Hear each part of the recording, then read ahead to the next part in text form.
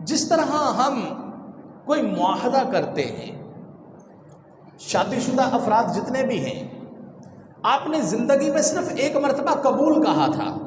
جب نکاح ہوا تھا تو آپ سے مولانا صاحب نے، کسی مفتی صاحب نے، کسی عالم دین نے آپ کا نکاح پڑھایا تو آپ سے پوچھا کہ بھئی آپ کو یہ جو معاہدہ ہے، یہ جو ایک بندھن ہے، اس کو آپ قبول کرتے ہیں؟ آپ نے کہا مجھے قبول ہے۔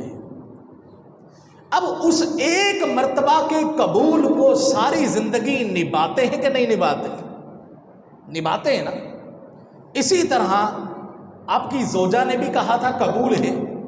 تو وہ قبول اس کو ساری زندگی نبھانا پڑتا ہے۔ ماں باپ کو چھوڑ دیتی ہے، بہن بھائیوں کو چھوڑ دیتی ہے، اپنی سہیلیوں کو، اپنے علاقے کو، اپنے گھر بار کو، سب کو چھوڑ کے آپ کی خدمت کے اندر ساری زندگی گزار دیتی ہے، صرف اس ایک لفظ کی لاج رکھتے ہوئے کہ مجھے قبول ہے۔ اسی طرح دنیا میں بڑے سے بڑے سودے ہوتے، بڑے سے بڑے معاہدے ہوتے، جنگوں کے معاہدے، ملکوں کے مستقبل کے معاہدے، صرف ایک سائن کے اوپر، صرف ایک قبول کے اوپر، صرف ایک ایکسیپٹ کرنے کے اوپر وہ پوری دنیا کا معاہدہ ہو جاتا ہے۔ جس طرح آج بھی اگر ساری دنیا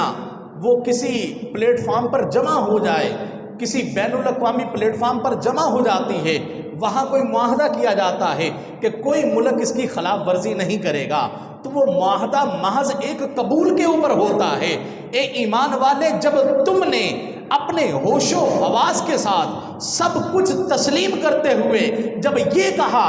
لا الہ الا اللہ محمد الرسول اللہ، اب تم کائنات میں سے ممتاز ہو گئے، اب تم ساری کائنات سے الگ ہو گئے۔ اب تمہارا معاہدہ یہ کسی عام بندے سے نہیں ہوا، معاہدہ تمہارا ہوا ہے رب احکم الحاکمین سے اور اس کے پیارے محبوب سے۔ اب اللہ اور رسول سے جب تمہارا معاہدہ ہو گیا، اب یہ کیسا معاہدہ ہے کہ ایک ایمان والے کی ساری زندگی بیت جائے اور وہ اس معاہدے کی پاسداری نہ کرے، وہ اس معاہدے کی شرطوں کا نہ مانے، وہ اس معاہدے کے اندر طے ہونے والے قوانین کو تسلیم نہ کرے، بلکہ ہر روز اس کی خلاف ورزیاں کرتا چلا جائے، تو یہ معاہدہ پھر معاہدہ نہیں رہتا۔ پھر جو اللہ نے تم سے وعدے کیے تھے وہ وعدے نبھانا ضروری نہیں رہتے، کیونکہ تم اس سے کیے ہوئے وعدوں کو نہیں نبھا رہے۔ اس سے کرنے والے وعدے جو ہیں وہ یہ ہے کہ جب تم نے اللہ اور اس کے رسول سے وعدہ کر لیا، اب ان دونوں سے محبت کرنا تمہارے اوپر ضروری ہو گیا،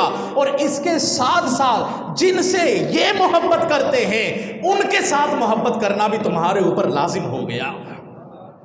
اب ان سے محبت بھی کرنی ہے، ان کے باتوں کو بھی تسلیم کرنا ہے، ان کی سیرت پر بھی چلنا ہے، ان کے احکامات کو بھی ماننا ہے۔ اگر تو تم اس وعدے کو نبھا رہے ہو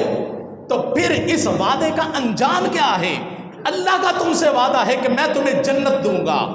اور اللہ اس وعدے کو پورا کرے گا کیونکہ تم اس کے وعدے کو پورا کرنے والے ہو۔ اور اگر تم اس کے وعدے کو پورا نہیں کر رہے تو پھر اللہ نے اس کا نقصان بھی بتایا ہے کہ جب تم مجھ سے کیے ہوئے وعدے کو پورا نہیں کرو گے تو پھر ٹھکانہ تمہارا جہنم ہوگا۔ پھر نہ کہنا مولا یہ کیا بنا، پھر تمہارے اپنے کیے کی سزا ہوگی کہ جب تم نے وعدہ کر لیا تو پھر اس وعدے کو نبھانا بھی تمہارے اوپر لازم ہے۔ میرے آقا مدینے والے مصطفیٰ شب اسرا کے دولہ صلی اللہ تعالی علیہ وسلم، آپ نے ارشاد فرمایا اللہ سے محبت کرو اس چیز کو پیش نظر رکھتے ہوئے کہ اس نے تمہیں بے شمار نعمتیں عطا کی ہیں، تمہارے پاس لا تعداد نعمتیں ہیں، ان نعمتوں کی بنیاد پر اس کا شکر ادا کرو، اور فرمایا مجھ سے محبت رکھو اس لیے کہ میں اس رب کا محبوب ہوں، وہ رب مجھ سے محبت کرتا ہے۔ اور فرمایا اس کے بعد میرے قرابت داروں سے، میرے رشتہ داروں سے، میری آل اولاد سے محبت کرو اس لیے کہ وہ میری آل اولاد ہے،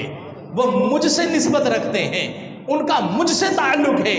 آج اگر دنیا میں رہتے ہوئے کوئی سید زادے کا احترام کرتا ہے، میرے آقا کی آل کا احترام کرتا ہے، وہ گویا کہ اصلاً نبی پاک علیہ السلام کا احترام کر رہا ہے، وہ ان کی عزت کر رہا ہے۔ ہم اس بندے کی جب توقیر کرتے ہیں، جب کسی سید زادے کو اپنے سر آنکھوں پر بٹھاتے ہیں، تو اصل وجہ یہ ہوتی ہے یا رسول اللہ اس کی نسبت آپ کے ساتھ ہے، اس کا تعلق آپ کے ساتھ ہے، اس کے جسم کے اندر دوڑنے والا خون جو ہے وہ آپ کا خون ہے، اس لیے ہم اس کی عزت کر رہے ہیں۔ اور میرے آقا نے یہی فرمایا